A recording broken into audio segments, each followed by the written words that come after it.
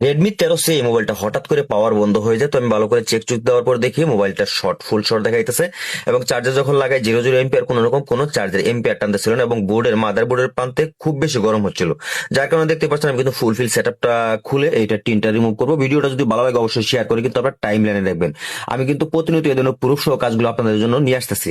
তো যাই হোক, দেখেন আমি বোর্ডটা সেটআপে বসাই নিলাম। সেটআপে বসানোর পর আমি আবারও চার্জার লাগাইছি। লাগানোর পর দেখবো কোন অংশটা গরম হয়। দেখেন একজ্যাক্ট এই যে পাওয়ার আইসিটাই গরম হইতেছে।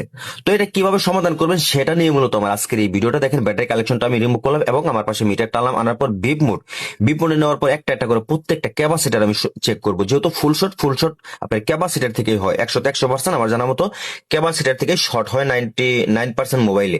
তো যাই হোক, দেখেন ফুলফিল ভালো করে পাওয়ার সেকশনে চেক দিলাম, কোথাও কোনো শর্ট মিলতেছে না। যেহেতু কোথাও কোনো শর্ট এখানে মিলতেছে না, তারপরে আমি ভালোভাবে চেক দিচ্ছি কোথাও কোনো শর্ট আছে কিনা, কোথাও কোনো মিস্টেক হচ্ছে কিনা। তো দেখেন এই প্রান্তে টোটালি শর্ট নাই।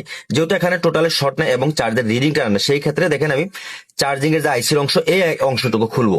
এই অংশটুকু খুলে ভালো করে টিনটা এখান থেকে রিমুভ করে এই অংশটুকু আমি আবারও চেক দেবো মিটারের সাহায্যে। আপনারা পাওয়ার শর্ট যে মোবাইলগুলো এগুলো এভাবে কাজ করবেন। তো দেখেন পাওয়ার এর আপনার চার্জিং আইসি যে সেকশনটা আছে, এই সেকশনটা ভালো করে চেক দেওয়ার পর এই যে উপরের ক্যাপাসিটারটা, এই যে উপরের ক্যাপাসিটারটা এইটাই শর্ট দেখাইতেছে। দেখেন এই যে লাল বাতি শুধু বিপ করতেছে। যার কারণে দেখেন এইটা আমি একবার তুলে চেষ্টা করবো যে দেখবো আর মোবাইলটা চালু হয় কিনা।